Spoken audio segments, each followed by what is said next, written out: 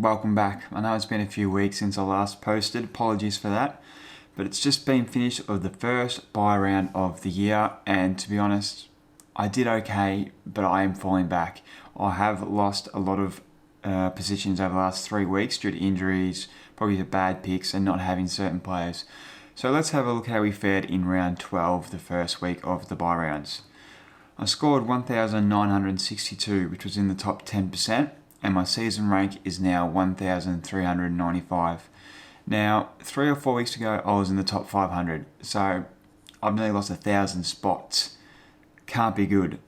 I can't really find any positives at the moment, but I do have 14 trades left. Some people are down to 11, so that probably is a good thing, and I think I only need 2 or 3 more upgrades until I'm full primo. So let's have a look at our team and what we can do. So 4 out of 8 leagues, 50-50, not too good. Laird was fantastic with 144. Lloyd, I thought he was going to score more than 108, but he ended up on 108, which is what he's averaging for the season. Doherty had 94 in the end after 27 in the first half, where he was quite poor, so good for him to bounce back in the second half. Ridley, well, that's probably got to be one of the worst trade-ins I've brought in. Originally brought him in for Lachie Neale. Got a couple good scores around 105, got the concussion, so I got his 25 or what it was. Missed a week, and then since he's come back, he's dropped $145,000. Scored another 80, 65 last week, so he's been pretty poor. Murphy, 37. I was expecting more of him ever since he missed that week with concussion as well. He's dropped off a little bit, but he should hold his spot. Highmore, 17 as the sub. Ended up playing up full forward, so I didn't get much of the ball. I've got to get rid of him this week, I believe. He can't get a gig at Saints. Ratton hates him. And these two didn't play, obviously. Oliver, first time I've made him vice-captain over Gorn the whole year, and he pulls out a 94. What's going on? Anyway, still averaging 125, still a gun. I took Parrish as captain, 166. He has been monstrous over the last 6 weeks.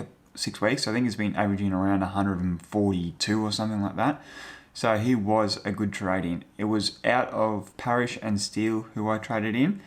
And when Steele popped out 150 last week, I was a bit worried that Parrish wouldn't, score 140, but he did. And this week again, Steele pops out at 140 and Parrish does him better and gets 166. So that's been a good trade in. He'll be very expensive in the next few weeks, so most people won't be able to grab him. McRae was fantastic with 35 touches again and 129 Supercoach points, right bang on his average for the year. Zerrett was really good, 137. Welsh, fantastic for Carlton, easily their best player on the weekend. Top scored with 124, had 30 odd touches, 11 marks. Gun player, gut runner. Ryan Burns should hold his spot. He had 11 disposals and 2 goals, I believe. So it's good for him to hit the scoreboard. But he looks to be a pretty good rookie, and I think I'm glad I picked him over Riley Collier-Dawkins, who ended up on 27 points on the weekend. Finlay McRae didn't play again. I think he was a medi-sub. I'm not sure if he'll play. Probably have to look to trading him to a playing rookie just because I'm going to be short in the next 2 weeks with best 18 available. Bianco went early. Pretty bad choice, but it worked out. So he scored 75 again after 83 last week. He should be a good cash generation rookie and will skyrocket in price this week. Guthrie, Mitchell, McNeil didn't play, obviously. The Grundy injured for the next couple of weeks. I think I'll hold him. I've got some cover here with Flynn, but I think I will trade Flynn, but I'll get to that shortly. Gorn, when I didn't have him vice captain, 138. Turns out I gained 30 points going Parrish anyway, so I can't complain. Steve didn't play. Bolton, 3 goals, 21 touches, 119 Supercoach points. Top scored for Richmond, absolute gun. He is just so damaging in the forward line, but he can go through the middle as well and win his own ball. I'm glad I held on to him for those 2 weeks that he missed. Bit of a POD now, so good to see. Martin was okay with 102. Heeney, now Isaac Heeney, he's gone 125, 88 and 110 in the last 3 weeks. I trade him in, scores 55. You're bloody kidding me, mate. Anyway, should be expected with Heeney. He's always doing this. Probably score 130 next week. But that's alright. He should average around 90, hopefully.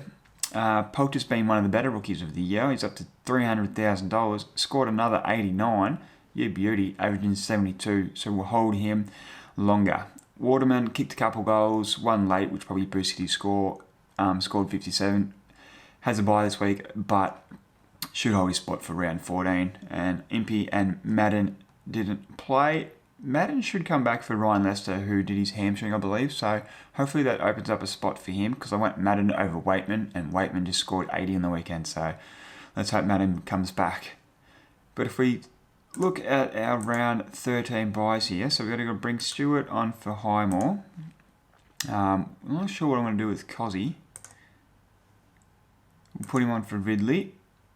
Guthrie will come on for Walsh. Mitchell comes on for McRae. Impey will come on for Waterman. Alright, so this is what we're going to do here, I think. I think we trade Highmore. We sub Bianco down back.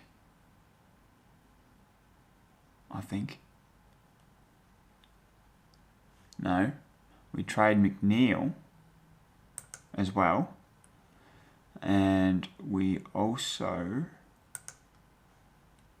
will be bringing in... we sub Poulter into the midfield here. And what we'll need to do is, before his big price rise, is bring in Coleman Jones. 160 odd, I think he is. There he is, ruck forward. So we'll bring him in. He should score pretty well again. He's averaging 99, so his price is going to go straight up. Even though he has a bye next week, I think I've got to get him before he jumps in prices. He looks to have solid job security, and I would just sit him at F6 for a few weeks.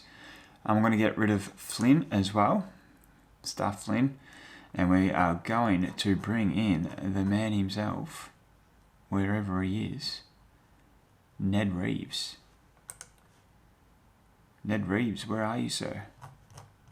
We can't find you, Ned Reeves.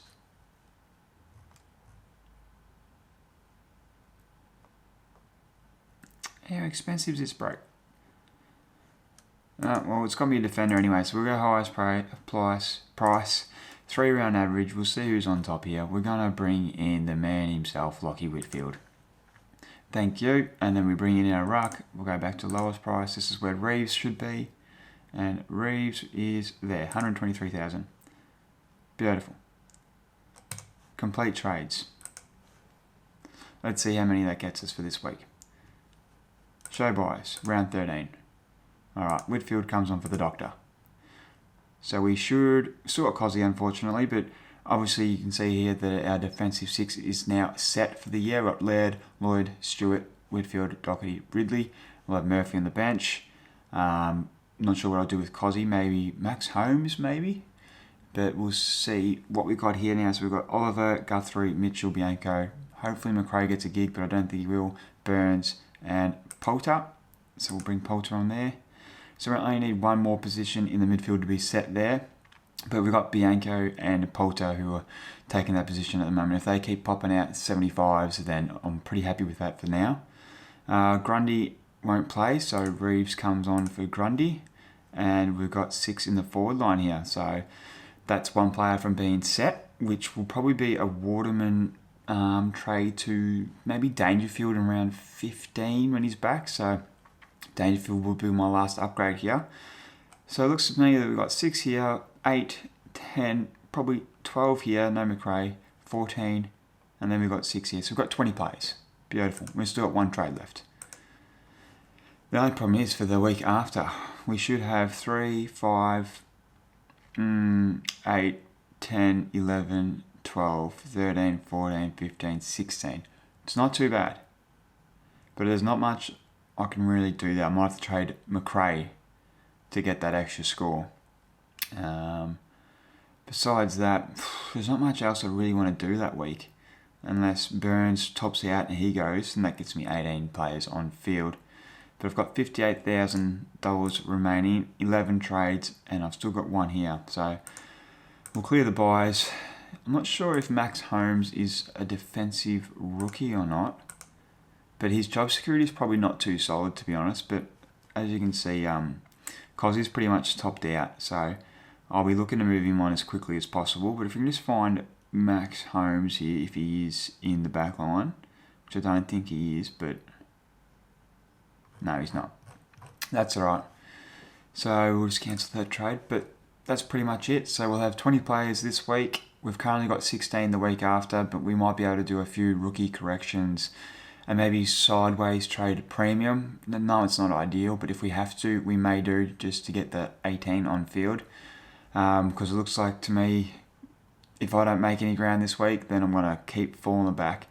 But you can see we're so close to filling our team to full premium. I've got 2 spots basically. I've got Coleman Jones and I've got Bianco here. So, and I've got 11 trades left. So it's looking pretty good. I can definitely do a few sideways trade if needed, because I'm nearly full premium, and hopefully barring any injuries I should be fine. But Whitfield's a bit of a risk with his injury history over the last few years, but he should average around 110, so I'm happy to get him in and risk him. But for now, that's what we'll be doing this week, and hopefully I have a better week coming, and I can jump back into the top 1,000 pretty quickly, because it's really fallen away from me faster than I expected.